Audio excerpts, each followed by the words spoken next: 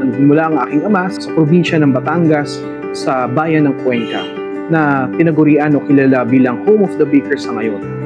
1982, inumpisahan niya ang Tinapayan Festival.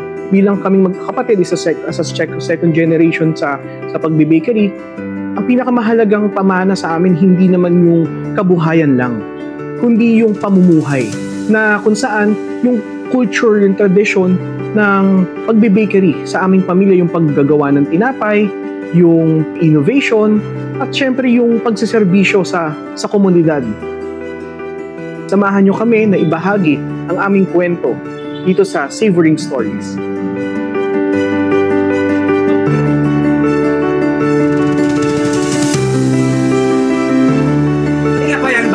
Welcome natin sa LTEC, Ginoong Luis Chavez, ang bagong henerasyon, di ba? Yes! Next generation. Pangalawang henerasyon. Pangalawang henerasyon ng Chavez family. Bakery na ito. Ang galing, no? Ang pamilya nila ay galing Cuenca. Yes. At ang Cuenca, alam natin, may audio ba siya? Ayan. Okay, ang Cuenca, alam naman natin na nandun ang mga magagasarap na mga tinapay. Mari magkwento, Luis, Yes, ang background nyo, pinagmulan yung mga baker.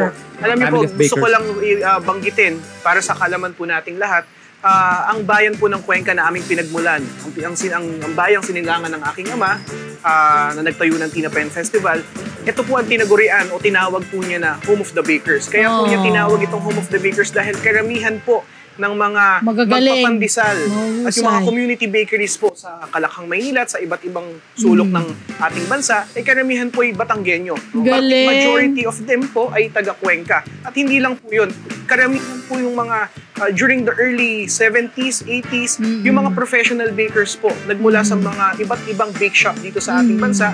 Karamihan po ng mga baker po nila, mga decorator, yung mga gumagawa ng pastries, karamihan po ay taga-bayan ng Cuenca. Yeah. Ang galing ni Luis na inaalam niya yung history, ang story at history ng tinapay natin, ng ating mga bakers, diba? Saka isa siya sa mga isa siya sa mga, alam mo yung masasabi mong galing talaga sa isang family. Correct. Na alam mo yung kinalakhan niya and he grew to love the business. Niyakap ng gusto. Everything about it, hindi ba? Yes. Yeah. He's very passionate about it. Itong building na yung ating kinakatayuan ay 1982 pa. I mean, yung negosyo na 1982 pa, hindi ba? Itong building, tell us about the building. Ang laki ng building na ito. Oo, nandito rin yung gawaan nila, syempre. Actually po, kagaya po na nabanggit nyo kanina, talagang ito po yung, ang pagnenegosyo po kasi ng bakery, ay ito po ay isang family tradition. Karamihan po ng bakery dito sa atin, ito po ay minana nila sa mga pasa-pasa, yes, opo. Because baking is not just a passion, it is a way of life. Yeah, true, Ito po you're right. Ito po yung kinasanayan at kinalakihan namin. Kagaya ko po, kami magkakapatid. Lumalaki po kami, naging playground po namin yung production. Tsaka feeling ko, ang bango-bango ng paligid nila. With tinapay. Bake products, diba? Tinapay.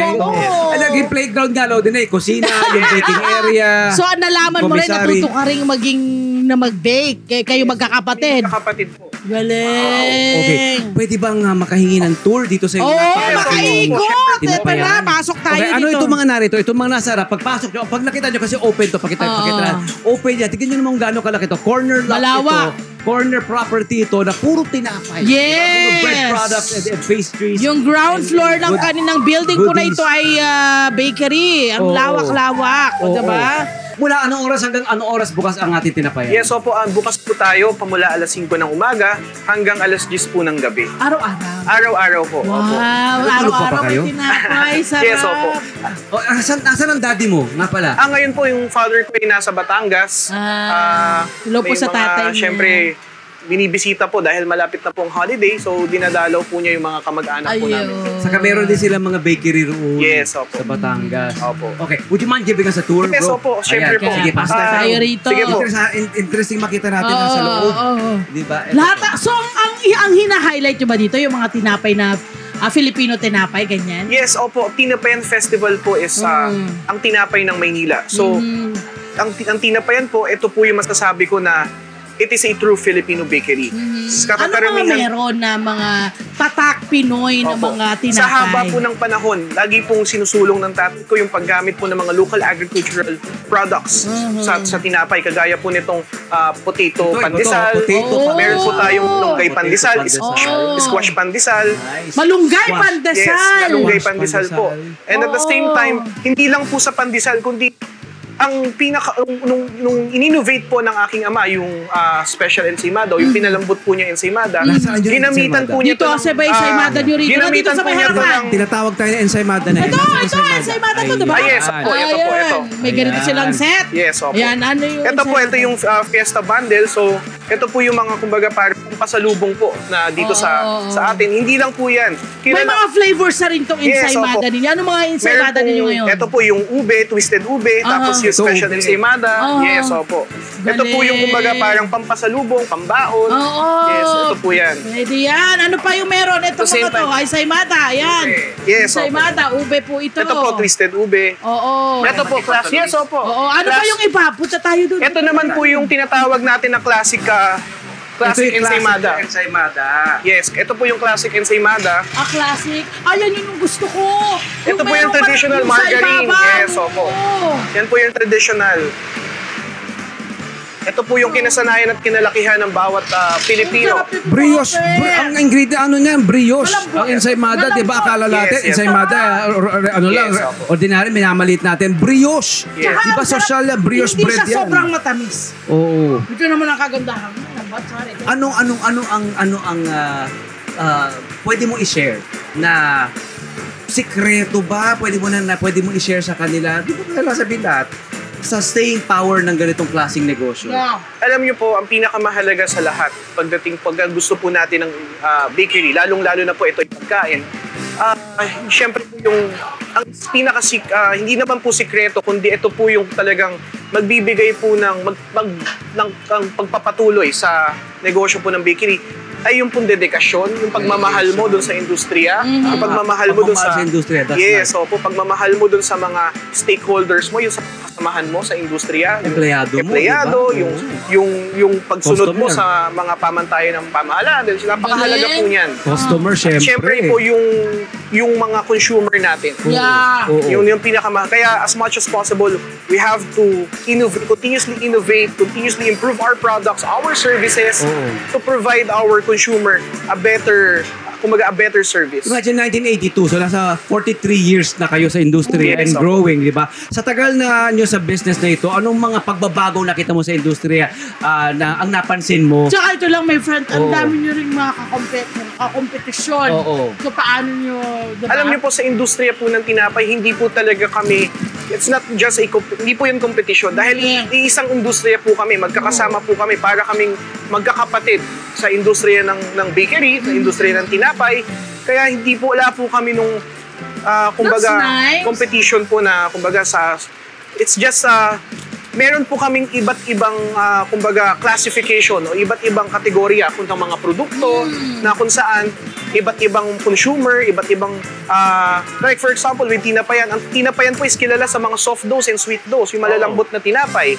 So ito po yung talagang mga produkto kung saan naging, this is Hungarian cinnamon po. This is, Wow! alam mo, itong ube na to, one of the best, ha? Thank you po. Ito po, this is ito po isa sa pinakaunang produkto na ginamitan po natin ng Historical local yan. agricultural product. Okay. Yung potato bread. Oy! Ang formulation po nito o yung konsepto po nito ay minana pa ng aking ama sa mga magagaling at mahuhusay na. kayong parang maglagay ng mga produkto nyo na may mga yan, may malunggay, kamote, patatas. Yes, Bakit nyo naisipan? Alam niyo po na yung late 80s po yung tatay ko talagang yun na po yung isa sa naging isa sa mga advokasya niya. Gamitin po yung mga local agricultural products sa tinapay. Bakit po? Dahil gusto po niya during then ang ini-envision po niya is somehow on our little ways makapag-provide po tayo ng konting tulong, suporta sa mga local farmers po natin. Ang galing. Hindi lang sarili ang iniisip na maging progresibo, pati yung mga magsasaka natin na lagi na iiwan. Tsaka ano po yan kumbaga, pag ginamit mo yung mga produkto na nanggaling sa ating bansa, doon mo mapapatunayan at masasabi na ikaw ay talagang totoong Filipino bakery. Totoo naman. Like for example, yung ube ensaymada, Correct. Potato, yung mga iba't ibang mga local produce na nanggaling sa atin. Amote, ang galing nyo ngayon, malunggay, Yeah po. Salamat po. Makahusay. Yan, anong tinitik mo lab? Ito daw ay, anong tawag ito? Cinnamon. Cinnamon, Hungarian cinnamon po. Hungarian cinnamon. Nakakita nito. Nakakita nito. Wow. Sarap. Thank you po. Ang lambot ng tinapay talaga nila. Yun ang napakalambot. Ito yung trademark nila Talagang malambot siya talaga. At saka yung quality, matagal ang shelf life nito Oo. Ito sinusubukan natin, mga kabarangay. Tsaka ang inyong mga tinapay dito ay laging freshly baked. Freshly baked po. Ang mga produkto po natin sa Tinapayan Festival ay ito po yung mga tinatawag kong daily breads or for immediate consumption. Di po tayo naglalagay ng kahit anong mga chemical preservatives to extend the shelf life of our products. Ang sarap nito! Ito pinakita natin kanina Potato pandesal nila, di ba? Nabanggit mo kanina, squash pandesal. Yan, potato pandesal. Gusto kong malaman mula kay Luis. Luis, yung mga kabataan ba natin ngayon? Parang kasi ang naiisip ko yung mga nasa 80s, mga batang 80s, 70s, 90s. Mahilig sa tinapay Yes, Pero okay. ngayon, ano yung napansin mo sa mga Alam niyo po, generasyon ngayon yung generation po ngayon, sa tingin ko mas more on nagli-lean po sila towards po dun sa pagkain ng tinapay. Okay. Rather ng rice. Dahil karamihan po ngayon, very health conscious And ang tinapay po, napakadaling i-fortify.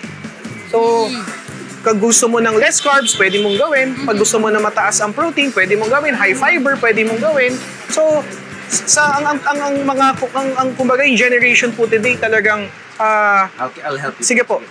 Talagang mga mas ano po nila, mas marami sa kanila ngayon ay kumakain ng tinapay. Hindi lang po sa almusal, hindi lang sa merienda. All day long. All day long, yes. Pati tanghalian at hapunan po. Napaka-versatile, Parang di ba? nagiging meal na. Yes, tama po kayo. And then pwede mo pang, and very portable, di ba? Ito Yes. yung mga bayan na very portable. Pwede mong ibaon, Yes. pwede mong ibiyahe. Hindi. Yeah. Tsaka bukod po dun sa mga paggamit po ng local agricultural products dito sa atin, gumagamit din po kami nagpapalaman din po tayo sa tinapay nung mga tradisyonal na mga cuisine, ng Filipino cuisine, yung mga dishes po natin, kagaya po ng menudo, mga asado. May pairing na. Yes, tinapay may na pairing. bread. Talaga nakapalaman na po siya. Meron po tayo ditong asado roll. Nice. So yun yung po yung isa sa bestseller natin kung saan kilala ang tinapayan. Meron pong tuna roll. At may mga corned beef, may mga... Talagang sila, evolve. Yes, opo. And speaking of nag-evolve, meron din sila mga... Ito na, mga Yes, opo. cakes. pang occasion, mga Yes. special occasion Yes. na mga cakes nila. Ano nga ba? Ito po Ayan. is Braso de Wow, Mercedes. ang laki ng braso Ito nyo. po yung mocha roll po natin. Wow. Yes, opo. May- Ito po, may syempre, yung egg tsokolate. pie. Ito gusto natin masubukan to. Egg pie na Classic ito. na egg pie Oh. yan. Tingnan nyo naman yung egg pie na yan. Magkano egg pie natin, bro? Sa egg pie, hindi ko po sigurado kung magkano. I think mga nasa 210 pesos po. Yeah, Amazing. pero good for 8 na yan yung ganyan, diba? Look at that. And every day, anong oras nag-uumpisan? Anong oras kayo nag-open? Nagbubukas po tayo ng 5 a.m. Nagsasara tayo ng 10 p.m. Ayun. Yung mga products po natin dahil 375 pesos po pala yung egg pie natin. Oo. Yes, opo. Amazing. Nilugi. Pero tama naman. Pero makikita mo ito yung classic na nakikita natin sa mga bakery. Sarap. O diba? Sa kanila rito, makikita niyo yan. Tapos dito na kayo, ano yung mas ito? Yes, ito yung holiday bread natin. Oo. So, ito po yung mga pagregalo, Yes. yung mga panghain po natin during mga holiday season. Oo. Sa, Meron pa kayo. May Yes, mga opo. cake Ito po na yung may mga- malalaking cake na rin Yes, po opo. sila. Ito rin, oh. Ayan, Ayan, oh. Yan. Oh. yes. Ito po, Ganda naman. Kanina, habang naghihintay tayo rito, lab, nakita natin, lapas-pasok yung mga customer. As in, pila-pila, Bibili yes. sila dito. Kasi nga may mga may May pila birthday, talaga. meron mga... ito po yung dulce de leche po natin. Oh. Round Magkano pag mga ganyan? Hindi po ako familiar kung magkano po yung... Oo. I think this is around 600 pesos po. Yes, correct. Kasi pero ang laki na nito. Pero mura na yun sa 600, ha? O kung sobra man, at least, diba? Makikita mo naman yung kanilang Yes, opo. iba't ibang design. At lahat kayo, ang nag-create niyan ay yung mga bakers ninyo rin. Yes, kami po. Opo. Yun! Ako naman, my friend! Siyempre pa, ano yung mga naitulong ng bakery na ito sa'yo at sa pamilya mo? Nag-umpisa po yung aking ama. Ang aking ama po ay sa second generation gasoline station. Nangahas po siya na pumasok sa industriya ng pagtitinapay dahil ito po ay isang naging kultura sa bayan ng Cuenca, sa probinsya ng Batangas, na karamihan po ng nagiging hanap buhay ng Batanggenyo, ng taga Cuenca ay bakery. So nakigaya po siya.